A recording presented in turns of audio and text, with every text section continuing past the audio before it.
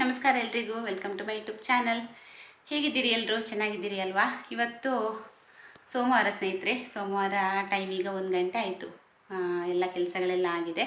ಅಡುಗೆ ಮಾಡ್ತಾಯಿದ್ದೆ. ಅಡುಗೆ ಮಾಡ್ತಾ ಇರಬೇಕಿದ್ರೆ ಲಾಗ್ ಶುರು ಮಾಡಬೇಕು ಅಂತ ಅಂದ್ಕೊಂಡೆ. ಆದರೆ ನನಗೆ ಸ್ವಲ್ಪ ಬೇಗ ಅಡುಗೆ ಆಗಬೇಕಿತ್ತು. ಹಾಗಾಗಿ ನಾನು ಇನ್ನು ಲಾಗ್ ಮತ್ತೆ ಶುರು ಮಾಡೋಣ, ಅಡುಗೆ ಎಲ್ಲ ಆಗಲಿ ಆಮೇಲೆ ಶುರು ಮಾಡೋಣ ಅಂತ ಅಂದ್ಬಿಟ್ಟು ಇವಾಗ ಶುರು ಮಾಡ್ತಾ ಇದ್ದೀನಿ.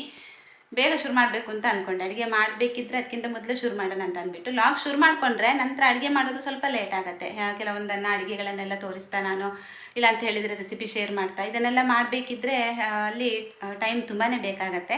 ಹಾಗಾಗಿ ಎಲ್ಲ ಕೆಲಸ ಎಲ್ಲ ಮುಗಿಸಿ ಅಡುಗೆ ಎಲ್ಲ ಆದಾಗ ಇವತ್ತು 1 ಗಂಟೆ ಆಯಿತು. ಬೆಳಿಗ್ಗೆ ಎದ್ದು ಶುರು ಮಾಡ್ಕೊಂಡಿದ್ದೀನಿ ಕೆಲಸ ಮಾಡೋದಕ್ಕೆ. ಬೆಳಿಗ್ಗೆ ಇವತ್ತು ಚಪಾತಿ ಹಾಗೆ ಬಾಜಿ ಮಾಡಿದ್ದೆ ತಿಂಡಿಗೆ. ನಂತರ ಕ್ಲೀನಿಂಗ್ ಕೆಲಸ ಎಲ್ಲ ಆಯಿತು. ನಂತರ ಅಡುಗೆ ಕೆಲಸ ಆಯಿತು. ಈಗ ಎಲ್ಲ ಕೆಲಸ ಮುಗ್ದಿದೆ ಅಂತಲೇ ಹೇಳ್ಬೋದು. ರಾತ್ರಿಗೆ ಕೂಡ ಬೇಕಾಗುವಷ್ಟು ಅಡುಗೆನ ಇವಾಗಲೇ ಮಾಡಿಕೊಂಡೆ ನಾನು. ಇನ್ನೊಂದು ಸಲ ರಾತ್ರಿ ಕೆಲಸ ಬೇಡ ಅಂತ ಅಂದ್ಬಿಟ್ಟು ಮಾಡ್ಕೊಂಡಿದ್ದೀನಿ. ಇನ್ನೇನಾದರೂ ಸೈಡಿಗೆ ಒಂದು ಡಿಶ್ ಬೇಕಾಗತ್ತೆ. ಪಲ್ಯ ಮಾಡ್ಕೊಂಡಿದ್ದೀನಿ, ಬೆಂಡೆಕಾಯಿ ಪಲ್ಯ ಮಾಡ್ಕೊಂಡಿದ್ದೆ. ಅದು ರಾತ್ರಿಗೆ ಸಾಕಾಗತ್ತೆ. ಇನ್ನು ಸೈಡಿಗೆ ಏನಾದರೂ ಮಾಡೋಣ ರಾತ್ರಿಗೆ ಅಂತ ಅಂದ್ಕೊಂಡಿದ್ದೀನಿ. ನಿನ್ನೆ ಫಿಶ್ ತಂದಿದ್ದರು. ನಿನ್ನೆ ಲಾಗೇ ಮಾಡಿಲ್ಲ ನಾನು. ಈ ಅದ್ರಿಗೆ ಹುಷಾರಿಲ್ಲದೆ ಆದ ನಂತರ ಲಾಗೇ ಸರಿಯಾಗಿ ಮಾಡಲಿಕ್ಕಾಗಲಿಲ್ಲ. ಹಾಗೆ ನಿನ್ನೆ ಸಂಡೇ ಅಲ್ವಾ, ನನಗೆ ಯಾವಾಗಲೂ ಸಂಡೇ ಲಾಗ್ ಮಾಡೋದಂತ ಹೇಳಿದರೆ ತುಂಬ ಇಷ್ಟ. ಏನಾದರೂ ನಾನ್ ವೆಜ್ ಅಡುಗೆ ಮಾಡ್ತಾಯಿರ್ತೀನಿ, ಚಿಕನ್ ಮಾಡ್ತಾಯಿರ್ತೀನಿ. ಹಸ್ಬೆಂಡ್ ಮನೇಲಿ ಇರ್ತಾರೆ, ಅವ್ರನ್ನ ತೋರಿಸ್ಬೋದು. ಏನಾದರೂ ಈ ಥರ ಇರುತ್ತಲ್ವ ಅಂತ ಅಂದ್ಬಿಟ್ಟು ಸಂಡೇ ಲಾಗ್ ಮಾಡೋದಂತ ಹೇಳಿದರೆ ಇಷ್ಟ ನನಗೆ. ಬಟ್ ಏನಾಯ್ತು ಅಂತ ಹೇಳಿದರೆ ನಿನ್ನೆ ಅದೇ ಹೇಳಿದೆ ಅಲ್ವಾ, ಅಷ್ಟೊಂದು ಮನಸ್ಸಿರಲಿಲ್ಲ ಲಾಗ್ ಮಾಡಲಿಕ್ಕೆ. ಆ ರೀತಿ ಎಲ್ಲ ಆಯಿತು. ಹಾಗೆ ಈಗ ಆಯಿತು ಸ್ನೇಹಿತರೆ ಅಡುಗೆ ಎಲ್ಲ. ಸಿಂಪಲ್ ಅಡುಗೆ ಇವತ್ತು ಏನೆಲ್ಲ ಮಾಡಿದ್ದೀನಿ ಅನ್ನೋದನ್ನ ತೋರಿಸ್ತೀನಿ. ಬೆಂಡೆಕಾಯಿ ಪಲ್ಯ ಮಾಡಿದ್ದೀನಿ. ಹಾಗೆ ನುಗ್ಗೆ ಸೊಪ್ಪು ನನ್ನ ಇನ್ನೊಬ್ಬರು ಅಕ್ಕ ತಂದುಕೊಟ್ರು ಮೊನ್ನೆ. ಇನ್ನೊಬ್ಬ ಭಾವನ ಹಿಂದಿ ಇದ್ದಾರೆ, ಅವರು ತಂದುಕೊಟ್ರು. ಹಾಗಾಗಿ ಅದನ್ನು ಸ್ವಲ್ಪ ಮಾಡಿದ್ದೀನಿ ಅಷ್ಟೇ. ಒಂದು ಟೈಮಿಗೆ ನನಗೆ ಎಷ್ಟು ಬೇಕೋ ಅಷ್ಟು ಮಾತ್ರ ಮಾಡ್ಕೊಂಡಿದ್ದೀನಿ. ಅದು ಇನ್ನೂ ಕೂಡ ಇದೆ, ಫ್ರಿಜ್ಜಲ್ಲಿ ಎತ್ತಿಟ್ಟಿದ್ದೀನಿ. ಅದು ಅಂದರೆ ನಾನು ಪ್ರೀವಿಯಸ್ ಲಾಗಲ್ಲಿ ನಿಮಗೆ ತಿಳಿಸಿದ್ದೆ ಅಲ್ವಾ, ಬಟ್ಟೆನಲ್ಲಿ ಕಟ್ಟಿಟ್ಟರೆ ಉದುರೋಗುತ್ತೆ ಅಂತ ಅಂದ್ಬಿಟ್ಟು. ಅದು ಯಾಕೋ ಉದುರಿರಲಿಲ್ಲ. ಸೊ ಹಾಗಾಗಿ ಅದನ್ನು ತೆಗಿತಾ ಕೂತ್ಕೋಬೇಕಲ್ವಾ, ಇರಲಿ ಅಂತ ಅಂದ್ಬಿಟ್ಟು ಹಾಗೆ ಫ್ರಿಜ್ಜಲ್ಲಿ ಎತ್ತಿಟ್ಟಿದ್ದೀನಿ. ಸ್ವಲ್ಪ ಮಾಡ್ಕೊಂಡಿದ್ದೀನಿ. ಈಗ ನನಗೆ ಎಷ್ಟು ಬೇಕೋ ಮಧ್ಯಾಹ್ನಕ್ಕೆ ಅಷ್ಟು ಮಾತ್ರ ಮಾಡ್ಕೊಂಡಿದ್ದೀನಿ. ನಂತರ ನಮ್ಮ ಆದ್ವಿಗೆ ಚಟ್ನಿ ಮಾಡ್ಕೊಂಡಿದ್ದೀನಿ. ಆದ್ವಿಗೆ ಈ ಪಲ್ಯ ಇದೆಲ್ಲ ಕೊಡೋದಕ್ಕೆ ಗೊತ್ತಿಲ್ಲ, ಯಾಕಂತ ಹೇಳಿದರೆ ಎಣ್ಣೆ ಇಟ್ಟು ಒಗ್ಗರಣೆ ಮಾಡಿರ್ತೀನಲ್ವಾ. ಸೊ ಹಾಗಾಗಿ ಚಟ್ನಿ ಇದು ಒಣಮೀನಿನ ಚಟ್ನಿ, ಒಣಮೀನು ಹಾಕಿಬಿಟ್ಟು ಚಟ್ನಿ ಮಾಡಿದ್ದೀನಿ. ತುಂಬ ಚೆನ್ನಾಗಾಗುತ್ತೆ ಇವತ್ತು. ಹಾಗೆ ಗಂಜಿ ಮಾಡಿದ್ದೀನಿ ನಾನು. ಗಂಜಿ ಇರಲಿ, ಕುಚ್ಚಲಕ್ಕಿ ಗಂಜಿ ಅಂತ ಅಂದ್ಬಿಟ್ಟು ಗಂಜಿ ಮಾಡ್ಕೊಂಡಿದ್ದೀನಿ. ಬಿಸಿ ಬಿಸಿಯಾಗಿದೆ. ನಿನ್ನೆ ಮೀನು ಸಾರು ಮಾಡಿದ್ದಲ್ವ, ತುಂಬ ಮೀನು ತಂದಿದ್ರು, ಡಿಸ್ಕೋ ಮೀನು ತಂದಿದ್ರು. ಅದನ್ನು ಸ್ವಲ್ಪ ಫ್ರಿಜ್ಜಲ್ಲಿ ಎತ್ತಿಟ್ಟಿದ್ದೀನಿ. ಇಲ್ಲಾಂತ ಹೇಳಿದರೆ ಸಂಡೇ ನಾವು ಯಾವಾಗಲೂ ಬರೀ ಮೀನು ಸಾರಿಂದ ಊಟ ಮಾಡೋರಲ್ಲ. ಏನಾದರೂ ಚಿಕನ್ ಇರುತ್ತೆ, ಇಲ್ಲಾಂತ ಹೇಳಿದರೆ ಫ್ರೈ ಮಾಡ್ತೀನಿ, ಫಿಶ್ ಫ್ರೈ ಮಾಡ್ತೀನಿ. ನಿನ್ನೆ ಏನೂ ಮಾಡಿಲ್ಲ, ಬರೀ ಸ್ವಲ್ಪ ಸಾರು ಹಾಕಿಬಿಟ್ಟು ಸಿಂಪಲ್ಲಾಗಿ ಸಪ್ಪೆ ಸಾರು ಮಾಡಿಬಿಟ್ಟು ನಾವೆಲ್ಲ ಊಟ ಮಾಡಿದ್ದು. ಫಿಶ್ ತುಂಬ ತಂದಿದ್ರು, ಸ್ವಲ್ಪ ಫ್ರಿಜ್ಜಲ್ಲಿ ಎತ್ತಿಟ್ಟಿದ್ದೀನಿ ಫ್ರೈಗೆ ಅಂತ ಅಂದ್ಬಿಟ್ಟು. ಫ್ರೈ ಮಾಡೋದಕ್ಕೆ ಗೊತ್ತೇ ಇಲ್ಲ, ಅದು ಎಷ್ಟು ಕೆಮ್ತಾ ಇದ್ದಾಳೆ. ಎಷ್ಟು ಕೆಮ್ತಾ ಇದ್ದಾಳೆ ಅಂತ ಹೇಳಿದರೆ, ಅವಳಿಗೆ ಎಣ್ಣೆ ಹಾಕಿರುವಂತಹ ಏನಾದರೂ ಫುಡ್ ಕೊಟ್ಟರೆ ಇವಾಗ ತುಂಬ ಜೋರಾಗುತ್ತೆ ಅಂತ ಅನಿಸುತ್ತೆ. ಹಾಗಾಗಿ ತುಂಬಾ ಕೇರ್ಫುಲ್ಲಾಗಿ ನಾನು ಅವಳಿಗೆ ಫುಡ್ಡೆಲ್ಲ ಕೊಡ್ತಾಯಿದ್ದೀನಿ. ಸ್ವಲ್ಪ ನಂದು ಊಟ ಆಯಿತು, ಅದು ಊಟ ಮಾಡ್ತಾಯಿದ್ದಾಳೆ. ಹೊರಗಡೆ ಫುಲ್ಲು ಮೋಡ ಆಗಿದೆ, ಮಳೆ ಬರ್ತದೇನೋ ಅಂತ ಗೊತ್ತಿಲ್ಲ. ಸಿಡಿಲು ಬರ್ತಾ ಉಂಟು. ಇವತ್ತು ಬೆಳಿಗ್ಗೆ ಮಾತ್ರ ತುಂಬ ಸೆಕೆ ಅಂದರೆ ತುಂಬ ಸೆಕೆ ಆಗ್ತಾಯಿತ್ತು. ನಾನು ಆವಾಗಲೇ ಅಂದ್ಕೊಂಡೆ ಇನ್ನೂ ಮಧ್ಯಾಹ್ನ ನಂತರ ಮಳೆ ಬರ್ಬೋದು ಅಂತ ಅಂದ್ಕೊಂಡೆ. ಬಟ್ಟೆ ಇನ್ನೂ ಒಣಗಿಲ್ಲ. ಮಧ್ಯಾಹ್ನ ಆಗ್ತಾ ಉಂಟಷ್ಟೇ ಅಲ್ವಾ, ಬಟ್ಟೆ ಒಣಗಿಲ್ಲ.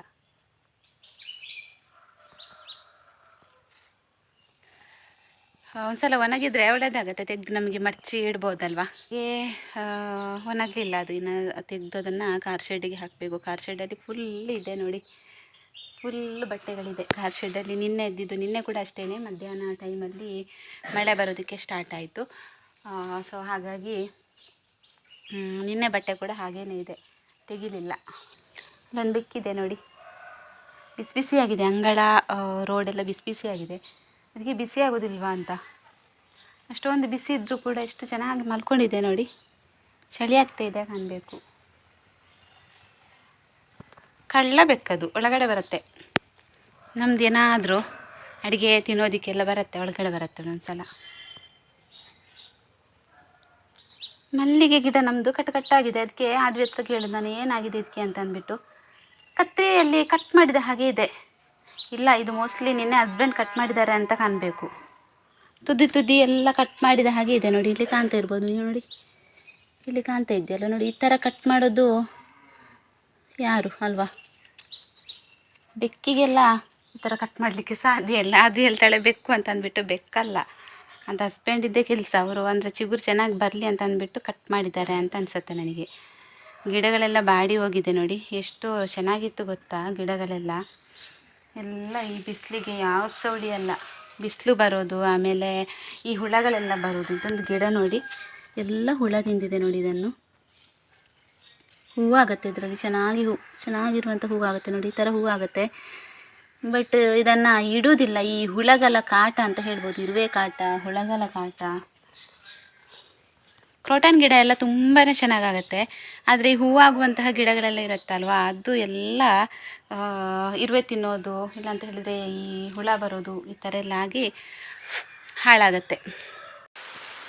ಹಾಗೆ ಇವಾಗ ಸಂಜೆ ವಾಪಸ್ ವ್ಲಾಗ್ನ ಕಂಟಿನ್ಯೂ ಮಾಡ್ತಾ ಇದ್ದೀನಿ. ಕಾರ್ನ್ ಇತ್ತು, ಅದನ್ನು ಬಿಡಿಸ್ತಾ ಇದ್ದೀವಿ. ಬಿಡಿಸಿ ಅದನ್ನು ಬೇಯಿಸಿ ಮಕ್ಕಳಿಗೆ ಕೊಡೋಣ ಸಂಜೆ ತಿನ್ನೋದಕ್ಕೆ ಸ್ನ್ಯಾಕ್ಸ್ ಥರ ಅಂತ ಇವಾಗ ಬಿಡಿಸ್ತಾ ಇದ್ದೀನಿ. ತುಂಬ ದಿನ ಆಗಿತ್ತು, ಸೊ ಹಾಗಾಗಿ ಅಷ್ಟೊಂದು ಫ್ರೆಶ್ ಅಂತ ಇರಲಿಲ್ಲ. ಸ್ವಲ್ಪ ಒಂಥರ ಕಲರ್ ಸ್ವಲ್ಪ ಚೇಂಜ್ ಆಗಿತ್ತು, ಬಟ್ ಏನು ಆಗಿರಲಿಲ್ಲ, ಹಾಳಾಗಿರಲಿಲ್ಲ ಮಾತ್ರ. ಅದನ್ನು ಕಟ್ ಮಾಡಿಬಿಟ್ಟು ಇವಾಗ ಬೇಯೋದಕ್ಕೆ ಇಟ್ಕೊಂಡಿದ್ದೀನಿ. ಇದು ನನ್ನ ಇಬ್ಬರು ಮಕ್ಕಳಿಗೆ ಅಂತ ಅಂದ್ಬಿಟ್ಟು. ಹಾಗೆ ನನಗೆ ಯಾಕೋ ಇವತ್ತು ಪಾಯಸ ತಿನ್ನಬೇಕು ಅಂತ ಅನ್ನಿಸ್ತು ಸ್ನೇಹಿತರೆ. ಹಾಗಾಗಿ ಶಾವಿಗೆ ಇತ್ತು ಮನೆಯಲ್ಲಿ, ಹಾಲು ಹಾಕಿಬಿಟ್ಟು ಸಿಂಪಲ್ಲಾಗಿ ಪಾಯಸ ಮಾಡ್ಕೊಳ್ಳೋಣ ಅಂತ ಅಂದ್ಬಿಟ್ಟು ಇವಾಗ ಹುರಿತಾ ಇದ್ದೀನಿ ಶಾವಿಗೆ. ಇದು ಹುರ್ಕೊಂಡಿರುವಂಥದ್ದಲ್ಲ, ಹಾಗೆ ತಂದಿದ್ರು, ಹುರ್ಕೊಳ್ದೇ ಇರುವಂಥ ಶಾವಿಗೆನೇ ತಂದಿದ್ದು. ಸೊ ಅದನ್ನು ಇವಾಗ ಮಾಡ್ತಾಯಿದ್ದೀನಿ. ಸ್ವಲ್ಪ ಹಾಲು ಹಾಕಿ ಅದಕ್ಕೆ ಶಾವಿಗೆ ಹಾಕಿಬಿಟ್ಟು ಬೇಯೋದಕ್ಕೆ ಇಟ್ಕೊಂಡಿದ್ದೀನಿ. ಹಾಗೆ ಕಾರ್ನಿಗೆ ಅಂತ ಅಂದ್ಬಿಟ್ಟು ನಾನಿಲ್ಲಿ ಪೆಪ್ಪರ್ ಪೌಡರು, ಸ್ವಲ್ಪ ನಿಂಬೆ ಹಣ್ಣಿನ ರಸ, ಸ್ವಲ್ಪ ಉಪ್ಪು ಇಷ್ಟನ್ನು ಮಿಕ್ಸ್ ಮಾಡಿ ರೆಡಿ ಮಾಡಿ ಇಟ್ಕೊಂಡಿದ್ದೀನಿ. ಇನ್ನು ಅದಕ್ಕೆ ಅಪ್ಲೈ ಮಾಡಿಕೊಂಡು ಮಕ್ಕಳು ತಿಂತಾರೆ ಅಂತ ಅಂದ್ಬಿಟ್ಟು ರೆಡಿ ಮಾಡಿ ಇಟ್ಕೊಂಡೆ. ಹಾಗೆ ಇಲ್ಲಿ ಪಾಯಸ ಕೂಡ ಆಗ್ತಾಯಿದೆ. ಇದಕ್ಕೇನು ಜಾಸ್ತಿ ನಾನು ತುಪ್ಪ ಹಾಕೋದು ಅದಿದ್ದೆಲ್ಲ ಏನು ಮಾಡಿಲ್ಲ, ಜಸ್ಟ್ ಸಕ್ಕರೆ ಹಾಕ್ತಾಯಿದ್ದೀನಿ. ಸಕ್ಕರೆ ಹಾಕಿಬಿಟ್ಟು ಒಂದು 4 ಲವಂಗ ಹಾಕ್ತಾಯಿದ್ದೀನಿ. ನನಗೆ ಈ ಏಲಕ್ಕಿಗಿಂತ ಲವಂಗ ಫ್ಲೇವರು ತುಂಬಾ ಇಷ್ಟ. ಹಾಗಾಗಿ ಜಾಸ್ತಿ ಪಾಯಸ ಮಾಡಬೇಕಿದ್ರೆ ನಾನು ಲವಂಗ ಕೂಡ ಹಾಕ್ತೀನಿ. ಇವಾಗ ಶಾವಿಗೆ ಕೂಡ ಬೆಂದಿದೆ, ಸ್ವಲ್ಪ ಗ್ಯಾಸ್ನ ಆಫ್ ಮಾಡಿಕೊಂಡು ಉಪ್ಪು ಹಾಕ್ತಾಯಿದ್ದೀನಿ ರುಚಿಗೋಸ್ಕರ ಅಂತ ಅಂದ್ಬಿಟ್ಟು. ಪಾಯಸ ರೆಡಿ ಆಯಿತು. ಹಾಗೆ ಇಲ್ಲಿ ಈ ಕಡೆ ಕಾರ್ನ್ ಕೂಡ ರೆಡಿಯಾಗಿದೆ, ಬೆಂದಿದೆ ಚೆನ್ನಾಗಿ. ಈಗ ಇದಕ್ಕೆ ಈ ಥರ ಅಪ್ಲೈ ಮಾಡ್ಕೋಬೇಕು. ಮಕ್ಕಳು ತುಂಬ ಇಷ್ಟಪಡ್ತಾರೆ. ನಾನು ಅಂದರೆ ತುಂಬ ಮಕ್ಕಳನ್ನ ಕೇಳಿದ್ದೀನಿ, ಈ ಕಾರ್ನ್ ಈ ಥರ ಮಾಡಿಕೊಟ್ರೆ ತುಂಬ ಇಷ್ಟಪಡ್ತಾರೆ. ಈ ಜಾತ್ರೆನಲ್ಲೆಲ್ಲ ಹೋದರೆ ಸಿಗುತ್ತಲ್ವ, ಅಲ್ಲಿ ನೋಡಿ ಕೆಂಡದಲ್ಲೆಲ್ಲ ಸುಟ್ಟು ಕೊಡ್ತಾರಲ್ವ, ಅದೆಲ್ಲ ತಿನ್ನೋದಂತ ಹೇಳಿದರೆ ನಮ್ಮ ಮಕ್ಕಳಿಗೂ ಕೂಡ ಅಷ್ಟೇ ತುಂಬ ಇಷ್ಟ. ಇನ್ನೊಂದು ಸ್ಟೀಮಲ್ಲಿ ಬೇಯಿಸಿ ಕೊಡ್ತಾರೆ ನೋಡಿ, ಈ ಗ್ಲಾಸ್ಗಳಲ್ಲೆಲ್ಲ ಹಾಕಿಬಿಟ್ಟು, ಪೇಪರ್ ಗ್ಲಾಸ್ನಲ್ಲಿ ಹಾಕಿಬಿಟ್ಟು ಕೊಡ್ತಾರೆ, ಅದು ಕೂಡ ಅಷ್ಟೇ ತುಂಬ ಇಷ್ಟಪಡ್ತಾರೆ. ಹಾಗಾಗಿ ಕಾರ್ನ್ ಹೆಚ್ಚಾಗಿ ಮನೆಯಲ್ಲಿರುತ್ತೆ ಅಂತಲೇ ಹೇಳ್ಬೋದು. ಈಗ ವಾಪಸ್ ರಾತ್ರಿ ಲಾಗ್ನ ಕಂಟಿನ್ಯೂ ಮಾಡ್ತಾ ಇದ್ದೀನಿ. 7:30 ಆಗಿದೆ ಗಂಟೆ. ಸ್ವಲ್ಪ ಚಿಕನ್ ಮಾಡಬೇಕು ಅಂತ ಅಂದ್ಕೊಂಡಿದ್ದೀನಿ. ಹಾಗಾಗಿ ಅಡುಗೆ ರೂಮಲ್ಲೇ ಇದ್ದೀನಿ. ನಮ್ಮ ಅದ್ವಿಗೆ ಸ್ವಲ್ಪ ಚಿಕನ್ ತಿನ್ನಬೇಕು ಅಂತ ಹೇಳ್ತಾ ಇದ್ಲು. ವಿದೌಟ್ ಆಯಿಲ್ ಏನಾದರೂ ರೆಸಿಪಿ ಮಾಡೋಣ ಅಂತ ಅಂದ್ಕೊಂಡಿದ್ದೀನಿ. ಹಾಗಾಗಿ ಎಣ್ಣೆ ಹಾಕದೇನೆ ಇವತ್ತು ಏನಾದರೂ ಒಂದು ರೆಸಿಪಿ ಮಾಡೋಣ ಅಂತ ಅಂದ್ಬಿಟ್ಟು ಎಲ್ಲ ರೆಡಿ ಮಾಡ್ತಾ ಇದ್ದೀನಿ. ಹಸ್ಬೆಂಡ್ ಬರಬೇಕಿದ್ರೆ ಚಿಕನ್ ತರ್ತಾರೆ, ಚಿಕನ್ ತಂದ ಮೇಲೆ ಚಿಕನ್ ಮಾಡೋಣ ಅಂತೇಳಿ ಎಲ್ಲ ಹೆಚ್ಚಿದಾಗಿದೆ. ಈರುಳ್ಳಿ, ಕೊತ್ತಂಬರಿ ಸೊಪ್ಪೆಲ್ಲ ಹೆಚ್ಚಿ ಇಟ್ಕೊಂಡಿದ್ದೀನಿ. ಈಗ ಸ್ವಲ್ಪ ಕೆಲವೊಂದು ಇಂಗ್ರೀಡಿಯೆಂಟ್ಸ್ನ ಹುರ್ಕೊಳ್ಳೋದಿಕ್ಕುಂಟು, ಹಾಗಾಗಿ ಹುರ್ಕೊಳ್ಳೋಣ ಅಂತೇಳಿ ತೋರಿಸ್ತೀನಿ. ರೆಸಿಪಿನ ಶೇರ್ ಮಾಡ್ತೀನಿ, ನಿಮಗೆ ಕೂಡ ಯಾರಿಗಾದರೂ ಯೂಸ್ ಆಗುತ್ತೆ ಮನೆಯಲ್ಲಿ.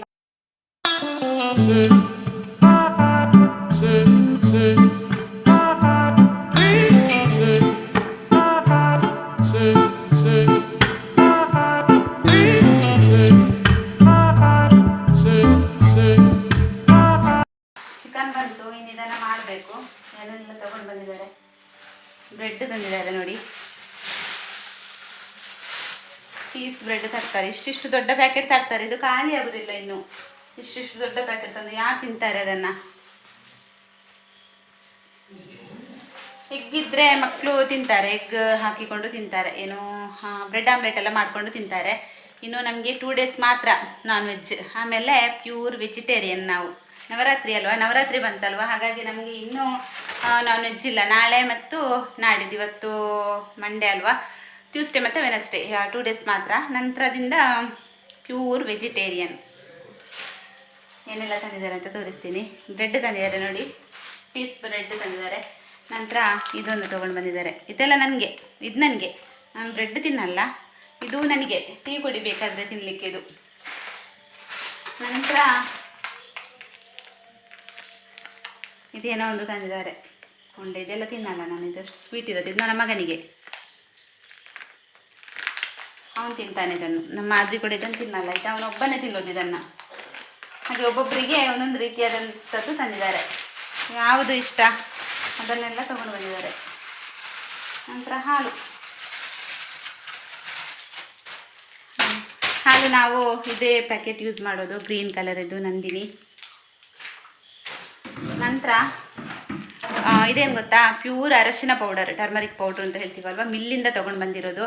ಡೈರೆಕ್ಟ್ ಈ ಅರಶಿನದ ಕೊಂಬೇನಿದೆ ನೋಡಿ, ಅದನ್ನು ಮಿಲ್ಲಿಗೆ ಹಾಕಿಬಿಟ್ಟು ಅಲ್ಲಿ ಪೌಡ್ರ್ ಮಾಡಿ ತಂದಿರುವಂಥದ್ದು. ಇದು ತುಂಬಾ ನ್ಯಾಚುರಲ್ ಆಗಿರುತ್ತೆ. ಹಾಗೆ ಪರಿಮಳ ಅಂತೂ ಗಮ್ಮ ಅಂತ ಬರ್ತಾ ಇರುತ್ತೆ, ತುಂಬಾ ಚೆನ್ನಾಗಿರುತ್ತೆ. ನಾನು ಫೇಸಿಗೆ ಹಾಕೋದಕ್ಕಿರಲಿ, ಇಲ್ಲ ಅಂತ ಹೇಳಿದರೆ ದೇವರಿಗೆ ಯೂಸ್ ಮಾಡೋದಕ್ಕಿರಲಿ, ಆಮೇಲೆ ಇಲ್ಲಿ ಅಡುಗೆಗೆ ಏನಾದರೂ ಯೂಸ್ ಮಾಡೋದಕ್ಕಿರಲಿ, ಇದನ್ನೇ ಉಪಯೋಗಿಸ್ತೀನಿ. ಇದನ್ನೇ ತರಿಸೋದು. ಪ್ಯಾಕೆಟ್ ಟರ್ಮರಿಕ್ ಪೌಡರ್ ಎಲ್ಲ ತುಂಬ ಕಡಿಮೆ ತರಿಸೋದು. ಹಾಗೆ ಚಿಲ್ಲಿ ಪೌಡರ್ ಕೂಡ ಅಷ್ಟೇ ತುಂಬಾ ಚೆನ್ನಾಗಿರುತ್ತೆ.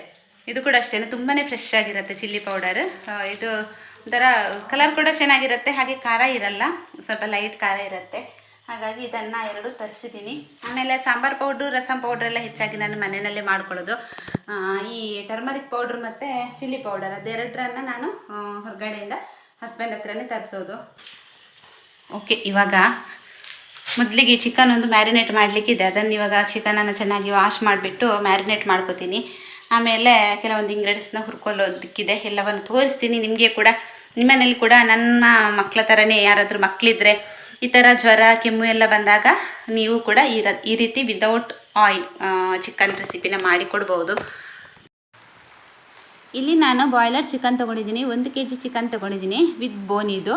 ಇದಕ್ಕೆ ಇವಾಗ ಸ್ವಲ್ಪ ಮ್ಯಾರಿನೇಷನ್ ಮಾಡೋದಕ್ಕೆ ಅಂತ ಅಂದ್ಬಿಟ್ಟು ಒಂದು ಅರ್ಧ ಸ್ಪೂನಷ್ಟು ಉಪ್ಪು ಹಾಕ್ತಾಯಿದ್ದೀನಿ. ನಂತರ ಒಂದು 2 ಟೇಬಲ್ ಸ್ಪೂನಷ್ಟು ಖಾರದ ಪುಡಿ ಹಾಕ್ತಾಯಿದ್ದೀನಿ, ಅರ್ಧ ಟೇಬಲ್ ಸ್ಪೂನಷ್ಟು ಗರಂ ಮಸಾಲ ಪೌಡರ್, ಹಾಗೆ 1 ಟೀ ಸ್ಪೂನಷ್ಟು ಅರಿಶಿನ ಪೌಡರ್.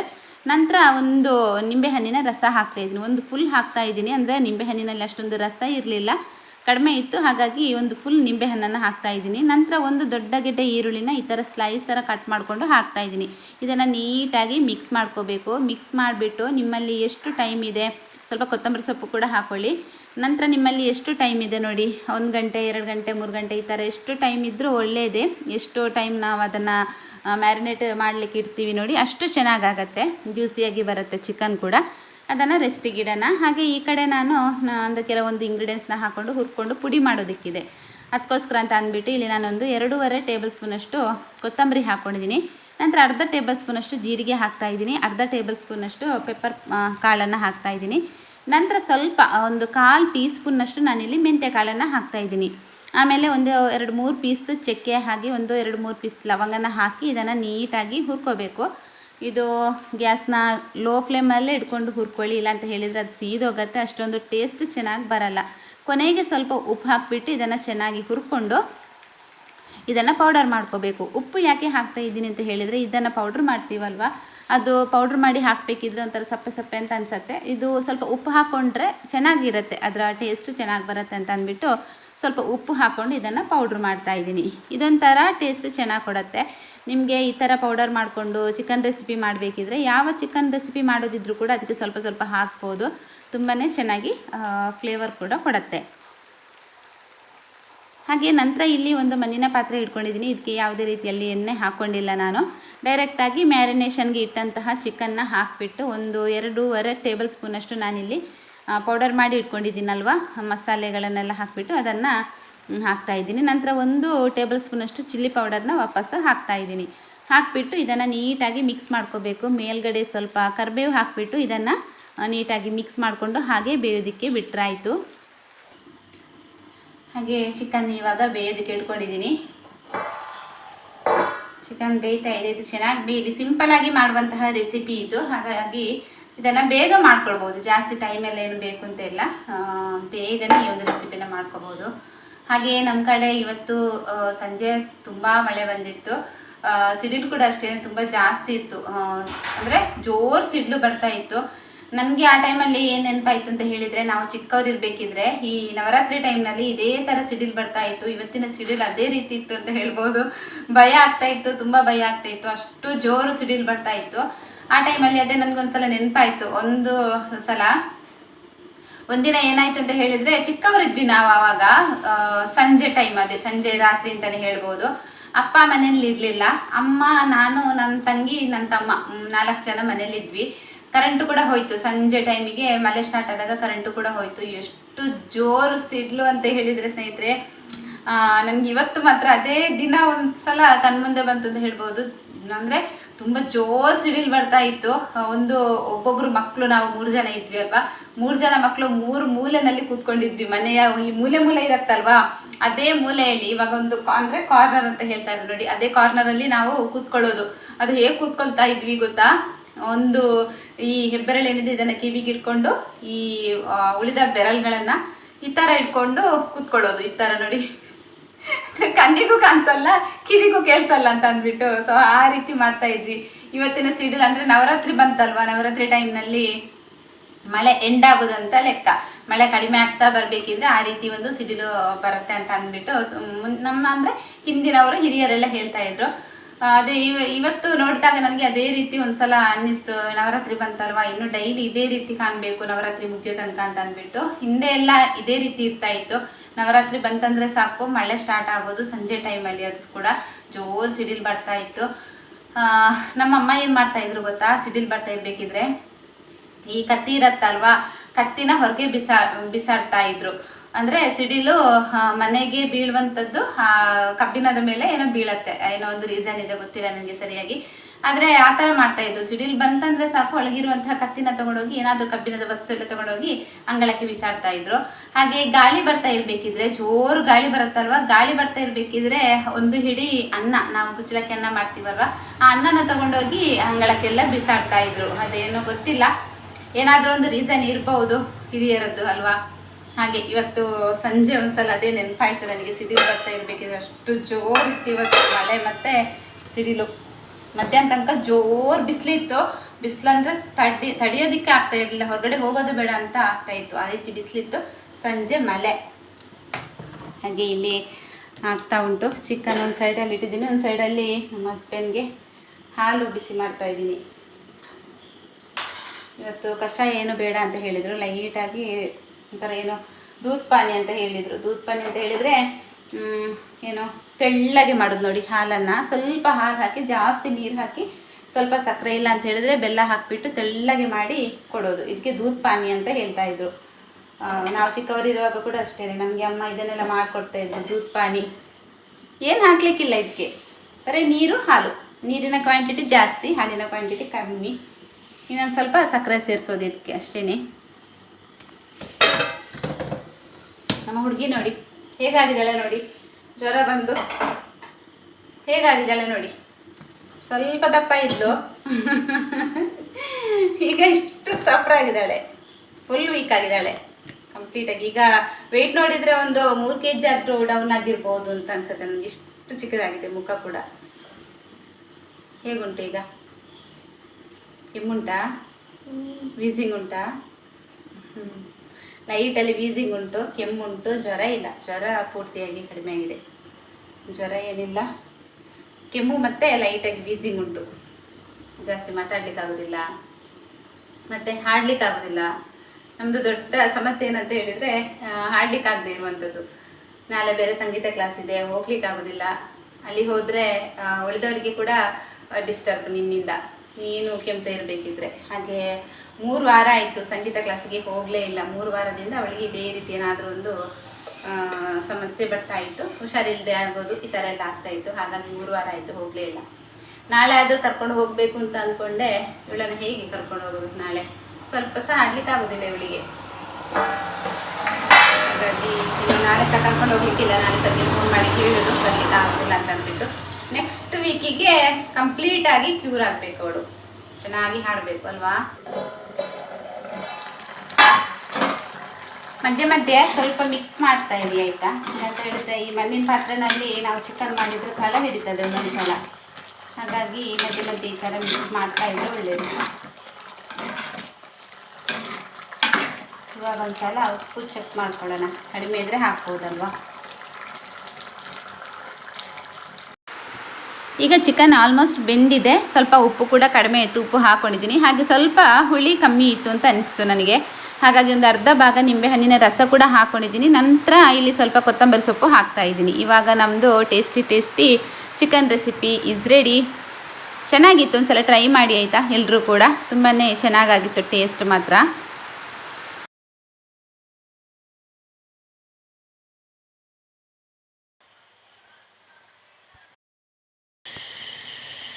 ಹೊರಗಡೆ ವೆದರ್ ಮಾತ್ರ ತುಂಬಾ ಕೂಲ್ ಆಗಿದೆ ಇವತ್ತು. ಲೈಟಾಗಿ ಮಿಂಚು ಕೂಡ ಬರ್ತಾ ಉಂಟು. ರಾತ್ರಿ ಬರುತ್ತೇನೋ, ರಾತ್ರಿ ವಾಪಸ್ ಮಳೆ ಬರ್ತದೇನೋ ಗೊತ್ತಿಲ್ಲ. ನಿನ್ನೆ ರಾತ್ರಿ ಕೂಡ ಅಷ್ಟೇ ಮಿಡ್ನೈಟಲ್ಲಿ ಕಾಣಬೇಕು ಒಳ್ಳೆ ಮಳೆ ಬಂದಿದೆ ಮಾತ್ರ. ಗಾಳಿ ಮಳೆ ಎಲ್ಲ ಬರ್ತಾ ಇತ್ತು. ರಾತ್ರಿ ಮಲ್ಕೊಂಡಿರ್ಬೇಕಿದ್ರೆ ನಾವು ಮಳೆ ಬರ್ತಾ ಇತ್ತು. ಇವತ್ತು ಗೊತ್ತಿಲ್ಲ ಏನಂತ ಅಂದ್ಬಿಟ್ಟು. ಈಗ ಮಾತ್ರ ವೆದರ್ ಮಾತ್ರ ತುಂಬಾ ಕೂಲಾಗಿದೆ. ಸಂಜೆ ಚೆನ್ನಾಗಿ ಮಳೆ ಬಂತಲ್ವ, ಹಾಗಾಗಿ ಕಾಣಬೇಕು ತುಂಬ ಕೂಲಾಗಿದೆ ವೆದರ್ ಎಲ್ಲ. ಎಷ್ಟು ಮಳೆ ಬಂದ್ರೇನೋ ನಾಳೆ ಬೆಳಿಗ್ಗೆ ವಾಪಸ್ ಸುಡು ಬಿಸಿಲು ಅಂತಲೇ ಹೇಳ್ಬೋದು. ನಮ್ಮ ಸಿಟೌಟಿಗೆ ನಾಯಿ ಬರ್ತದೆ ಸ್ನೇಹಿತರೆ, ಯಾರ್ದು ಅಂತ ಗೊತ್ತಿಲ್ಲ. ನಿನ್ನೆ ಬಂದಿತ್ತು, ಸಿಟೌಟಲ್ಲೆಲ್ಲ ಮಲಗಿತ್ತು. ಅಡ್ಡ ಇಡ್ತೀವಿ ನಾವು, ಆದರೂ ಕೂಡ ಎಲ್ಲಿಂದನೋ ಬರುತ್ತೆ ಅದು. ಇವತ್ತು ಕೂಡ ಅಡ್ಡ ಇಡಬೇಕು, ಇಲ್ಲ ಅಂತ ಹೇಳಿದರೆ ಬೆಳಿಗ್ಗೆ ಎದ್ದು ಅದನ್ನು ಕ್ಲೀನ್ ಮಾಡೋದೇ ದೊಡ್ಡ ಕೆಲಸ ಅಂತ ಅನಿಸುತ್ತೆ ನನಗೆ. ಈ ಸಿಟೌಟ್ ಕ್ಲೀನ್ ಮಾಡೋದೇ. ಈ ರೋಡ್ ಸೈಡಲ್ಲಿ ಮನೆಯಲ್ಲಾದರೆ ತುಂಬ ಕಷ್ಟ. ಇದ್ದ ನಾಯಿಗಳೆಲ್ಲ ಒಳಗಡೆ ಬರುತ್ತೆ. ಕಂಪೌಂಡ್ ಇದ್ರಾದರೂ ಗೊತ್ತಾಗೋದಿಲ್ಲ. ಕಂಪೌಂಡ್ ಇಲ್ಲ ಅಂತ ಹೇಳಿದರೆ ನಾಯಿಗಳೆಲ್ಲ ಸಿಟೌಟ್ ಒಳಗಡೆ ಬರುತ್ತೆ. ಹಾಗೆ ಏನಾದರೂ ಐಡಿಯಾ ಮಾಡಬೇಕು ಒಳಗೆ ಬರದ ಹಾಗೆ. ಗೇಟ್ ಇಲ್ಲ ನಮ್ಮದು, ಗೇಟ್ ಇದ್ರೆ ಒಳ್ಳೇದಿತ್ತು ಇದಕ್ಕೆ. ಅದೇ ಗೇಟ್ ಇದ್ರೆ ಒಳ್ಳೇದಿತ್ತು, ಗೇಟ್ ಇಲ್ಲ. ಗೇಟ್ ಒಂದಿದ್ದರೆ ಹಾಕಿ ಬಿಡ್ಬೋದಿತ್ತು. ಸ್ನೇಹಿತರೆ ಗಂಟೆ 8:30 ಆಯಿತು. ಇನ್ನು ಊಟ ಮಾಡೋದು, ಊಟ ಮಾಡಿ ಮಲಗೋದು. ಊಟ ಈಗ ಮಾಡಿದರೂ ಕೂಡ ಮಲಗಬೇಕಿದ್ರೆ ನಾವು 10 ಗಂಟೆ ಆಗ್ತದೆ. ಅದಕ್ಕಿಂತ ಮೊದಲು ಮಲಗಲಿಕ್ಕೆ ಆಗೋದಿಲ್ಲ, 10 ಗಂಟೆ ಆಗ್ತದೆ ಮಲಗುವಾಗ. ಸೊ ಓಕೆ, ಇವತ್ತಿನ ವೀಡಿಯೋನ ಇಲ್ಲಿಗೆ ಏನು ಮಾಡ್ತಾಯಿದ್ದೀನಿ. ವೀಡಿಯೋಗಳು ನಿಮಗೆ ಇಷ್ಟ ಆಗ್ತಾಯಿದ್ರೆ, ಏನಾದರೂ ಯೂಸ್ಫುಲ್ ಅಂತ ಅನಿಸಿದರೆ ವಿಡಿಯೋಗೊಂದು ಲೈಕ್ ಶೇರ್ ಕಮೆಂಟ್ ಮಾಡೋದನ್ನು ಮಾತ್ರ ಮರಿಬೇಡಿ. ಹಾಗೆ ಹೊಸಬರಾಗಿದ್ದರೆ ಸಬ್ಸ್ಕ್ರೈಬ್ ಮಾಡ್ಕೊಂಡು ನೋಡಿ. ಸಿಗೋಣ ನೆಕ್ಸ್ಟ್ ವ್ಲಾಗಲ್ಲಿ. ಅಷ್ಟೊತ್ತನಕ ಎಲ್ಲರೂ ಆರೋಗ್ಯವಾಗಿರಿ. ಟೇಕ್ ಕೇರ್, ಬಾಯ್, ಗುಡ್ ನೈಟ್.